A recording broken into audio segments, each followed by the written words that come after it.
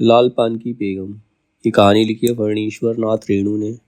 अब इस कहानी में है क्या? इसमें है बैलगाड़ी पर बैठकर नाच देखने जाने के इर्द गिर्द बुनी गई ये कहानी बिरजू की माँ के रूप में एक अलग व सशक्त स्त्री को पेश करती है।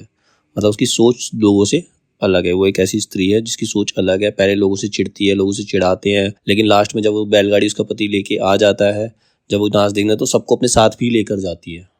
उसको इस तरीके की स्त्री को उसमें दिखाया गया है। तो उसमें मुख्य पात्र कौन से हैं? एक 7 वर्षीय बच्ची है जिसका नाम बिरजू है। छोटा बच्चा जिसका नाम बिरजू है, ब्रिजमोहन। उसकी बहन चंपिया है, उसकी माँ है और उसका एक पिता है। एक बूढ़ी पड़ोसन है, वृद्ध पड़ोसन, मखनी फुआ, जिसको लोग मखनी फुआ के नाम से जानते हैं, और जंगी की नवविवाहित पतोहू है। तो ये सारे इसके अंदर मेन कैरेक्टर है। अब कहानी में इंपॉर्टेंट पार्ट क्या है? पहले से किसी बात का मंसूबा नहीं बांधना चाहिए किसी को। भगवान ने मंसूबा तोड़ दिया, उसको सबसे पहले भगवान से पूछना है या किस चूक का फल दे रहे हो भोले बाबा। मतलब इसने कहने का मतलब, कहानी का मतलब यही है कि हमें पहले से कुछ नहीं सोचना चाहिए। जब तक कोई चीज़ हो नहीं जाती तब तक उसके बारे में नहीं सोचना चाहिए, क्योंकि जब वो चीज़ नहीं होती है तो ज़्यादा तकलीफ होती है, ज़्यादा दर्द होता है।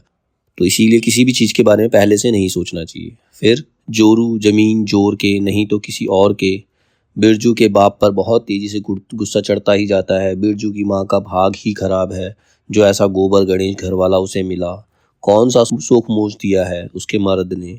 कोलू के बैल की तरह खट कर सारी उम्र काट दी। इसके यहाँ कभी एक पैसे की जलेबी भी लाकर नहीं दी उसके कसम ने। मतलब उसमें बिरजू की पिता के बारे में बताया गया कि वो अपनी पत्नी का बिल्कुल भी ध्यान नहीं रखता। जो जमीन भी मिली है तो वो भी उसकी माँ की वजह से ही उन्हें मिली थी। बिरजू की माँ उठकर ओसारे पर आई। 1:30 पहर रात को गाड़ी लाने की क्या जरूरत थी? नाच तो अब खत्म हो रहा होगा। डिबरी की रोशनी में धान की बालियों का रंग देखते ही बिरजू की माँ के मन का सब मैल दूर हो गया। मतलब पहले तो बहुत गुस्सा थी कि वो बात नहीं करेगी बिरजू के पिता से, परेशान थी, बहुत ज्यादा सोच रही, काफी कुछ सोच रही थी, खाना भी नहीं बनाया, कुछ भी नहीं बनाया। लेकिन जब वो गाड़ी लेकर आ गया तब कहती है अब लाने की क्या जरूरत है, तो नाच खत्म हो गया होगा। और धीरे धीरे उसके साथ जो मन का मैल था, जो गुस्सा था, सब दूर हो गया। डिबरी की रोशनी में धान की बालियों का रंग देखते ही बिरजू की माँ के मन का सब मैल दूर हो गया। धानी रंग उसकी आंखों में उतरकर रोम रोम में घुल गया। नाच अभी शुरू भी नहीं हुआ होगा। अभी अभी बलमपुर के बाबू की संपन्नी गाड़ी मोहनपुर होटल बंगला से हाकिम साहब को लाने गई है। इस साल आखिरी नाच है।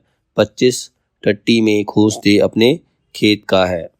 तो टाट होती है, उसमें क्या होता है, जो छप्पर के ऊपर होती है लकड़ी के बीच में, पहले चिट्ठी पत्री वगैरह कुछ भी आता था तो उसके अंदर डाल के रख देते थे।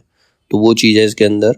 तो वो कह रहा भी तो नाच शुरू नहीं हुआ, उसने बताया अपने खेत का। हुलसती हुई बिरजू की माँ ने पूछा, पक गए धान? नहीं, 10 दिन के अगहन चढ़ते चढ़ते लाल होकर झुक जाएंगी सारे खेत की बालियां। मलदहिया होटल पर जा रहा था, अपने खेत के धान को देखकर आंखों से जुड़ा गई।